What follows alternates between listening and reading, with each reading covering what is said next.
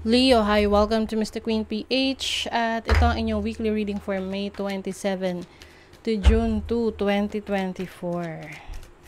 Okay, let's see what's coming to you, Leo, ngayong week na to. Okay, this is your overall energy. Oops, 10 of Swords. Okay. Malapit nang matapos yung mga painful situation ninyo or stressful situation. Yung iba, maaring kayo ay maraming inisip ng mga nakaraan. At ngayon, yung problema na yan, natatapos na. Yung mga nagpapastress sa inyo, nagpapafrustrate sa inyo, it's ending. So, let's see your challenge. You have the 9 of Swords. I think yung iba sa inyo self-inflicted to. Ibig sabihin is maaring may mga bagay na ino-overthink na lang kayo. Mga bagay na hindi nyo kontrolado. Kasi syempre the more that we want to control the situation, the more frustrated we get, no? Oo, kasi gusto natin tayo ang lagi tayong may magagawa, lagi tayong may solusyon. And the best thing to do there is to surrender, no? To surrender. Lalo na kung nagawa mo na yung part mo, you've exhausted all your efforts, and just surrender it to the divine, to God, to the universe, na kumbaga nagawa niyo na lahat, and then kung ano yung dapat mangyari, sabi nga, they will be done. Let's see your opportunity. Oh my God, ano ba? Leo, what's going on? Your opportunity is to destroy something that is no longer serving your highest good. Parang it's like your opportunity to break something para merong bago na mag-emerge. Ang lagi kong analogy dito is like a building, no? Isang building na matanda na, no? Matagal na, like 50 years or more na yung building na yon. And yung mga high-rise buildings kasi na yan, pag tumatagal, no, ay hindi na siya safe para sa paligid, para sa mga taong pumupunta doon. And yun yung tinatawag ng mga nako-condemned na building kasi nga matanda na. So, ang ginagawa dyan is talagang intentionally sinisira na, no? Dinidemolish para magamit pa yung lupa at matayuan ng bago. So, that's the energy that I'm getting for you, na merong old patterns sa buhay mo na kailangan mo nang i-release. You have the opportunity to release that and change and set up something new. Pwedeng halimbawa yung career mo na you've been working so hard, no, nagtatrabaho ka pero parang walang nagiging walang pag-unlad. You feel like it's draining you. You've been thinking and thinking over and over again. Maaring napapaligiran ka rin ng mga toxic na tao, that you are in a toxic environment. Then that's the time na you will realize na, teka, kung magsistay ako rito, walang magbabago. So, ibig sabihin, kailangan may i-let go ka para may magbago. And you have the opportunity to do that. Let's see your blessing. 5 of Wands. The 5 of Wands is about change. Like, gagawa ka ng paraan para maging magbago. Ipaglalaban mo. No? This is fighting for what you think you deserve. No? Sa tingin mo na dine-deserve mo. What is the 10 of Swords? The Queen of Wands. You are stepping into your own power, Leo. Gusto nyo ngayon kalayaan, freedom. Freedom from this burden, freedom from this situation na parang it slows you down, no? Yung mga bagay na pinapabagal ang takbo ng iyong buhay, like pinapabagal ang improvement, ang growth ng inyong life. The Magician, ayan. I think isa ito sa challenge ninyo. May mga times na ah, hindi nyo na hindi nyo na makita kung ano ba, kung saan kayo magaling, ano yung inyong skills. Lalo na kung napaligiran ka ng mga taong bini-brainwash ka that you are not good enough. Okay? So, this is the time for you to step into your own power. Be that person na naniniwala sa iyong kakayanan.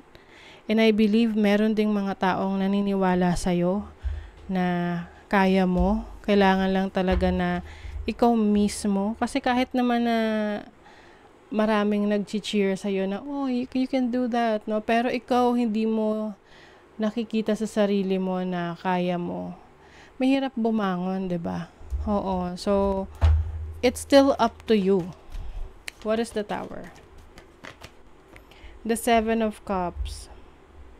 Sometimes things are overwhelming, no? Yung tipong hindi mo na alam kung anong gagawin mo, hindi mo alam kung anong pipiliin mo, which direction you're going to take. Kailangan dito kalmahin mo yung sarili mo. You have to find your center, no? Yung when we say find your center, something that will bring you balance, no? Lalo na kung masyadong chaotic, masyadong stressful yung mga na-experience mo in the past. And if you will see here, merong moon. The moon is about your instinct, your intuition, which is in the center here. So, sabihin niyan, you have to tap into your instinct, to your intuition, para makapili ka ng best for you. Your blessing, the Hanged Man. I feel like you're going to have a new perspective in life, no? Bagong pananaw sa buhay. Maaring meron kang mantra or meron kang pananaw sa buhay na yun yung fina-follow mo for a very long time. And maaring ito rin yung mga magbabago sa'yo ngayon na meron kang realization na ito dapat pala yung maging pananaw ko. Dito pala mas magiging maganda yung situation ko or mas magbubukas ng opportunities. 'Di ba? For example na lang, o example lang naman to. But pwede pa rin naman to mag-resonate sa iba. Halimbawa, ang pananaw mo na kumbaga lumaki ka na ang sinasabi sa'yo ng parents mo na anak, dapat para maging successful ka, dapat ikaw ay honor student, tapos sa trabaho, susundin mo yung boss mo, or you always need to have a job, no? Kailangan employed ka lagi. So, nakalakihan mo yun yung gusto mong sundin. Pero, it turned out na hindi pala ganon. Hindi ka pala yayaman sa pag-iempleyado. It's just a stepping stone, kumbaga, para magkaroon ka ng kapital to have your own business. So ngayon, yung iba sa inyo, nagbabago na yung inyong pananaw sa buhay na meron pala kayong dating fina-follow na sinusunod na mantra sa buhay na hindi na pala yon in alignment sa mga gusto mong ma-achieve. So ngayon, itong change na to, maaring maging uncomfortable sa'yo, pero in the long run, yan ay magbibigay sa'yo ng bagong experience. So, let's see. Money, career, finances. You have the 5 of Swords. Yung iba sa inyo feeling betrayed kayo. Oo. Ng mga tao sa paligid nyo na pinagkatiwalaan nyo. With the Son of Pentacles, I think you are going to start all over again. Kumbaga, back to basics, start a new job, a new career, a new opportunity, and someone is going to help you. Someone is pwedeng a romantic partner or a loved one na naniniwala sa kakayanan mo. And also, you will feel more committed in this new venture, in this new opportunity. Sa love life naman, you have the Fool, you have the Father of Swords, and the Tower. Naku, Leo, ang daming Tower moments. Okay. Realizations of a lot of things. Yung iba sa inyo, kayo ay lalaya sa isang sitwasyon, sa isang relationship or connection na masyado ng controlling sa buhay mo. Let's say, your parents, kinokontrol yung buhay mo, or a romantic partner na nililimitahan yung mga bagay na gusto mong gawin, yung mga pwede mong gawin. I sense a lot of freedom for you, no? In the coming days. It's like you are breaking free. Music.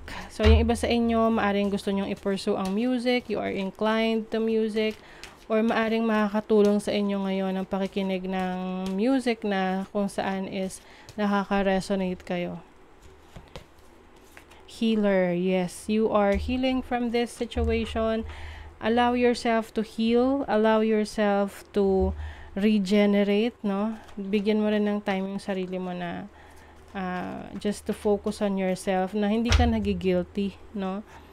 You also have Jupiter in Taurus in the second house. Jupiter is about blessings, abundance. Second house is your finances, your possessions, and your values, yung talents and skills mo. I think i-bless ka ngayong week na to sa finances mo, sa capabilities mo, and making money, and having more sources of income. You also have Moon in Libra in the 7th house. Merong person sa buhay mo na very supportive of you, laging nandyan para sa'yo. Ito yung tipong kahit na wala ka masyadong maraming kaibigan, as long as there is someone na totoo sa'yo, no? Endings are inevitable. Okay, Leo, really, ngayong week na to, there is something na ili-let go mo talaga, that you feel like no longer serving your highest good. Okay? So, that is your reading, Leo. Thank you so much. Bye.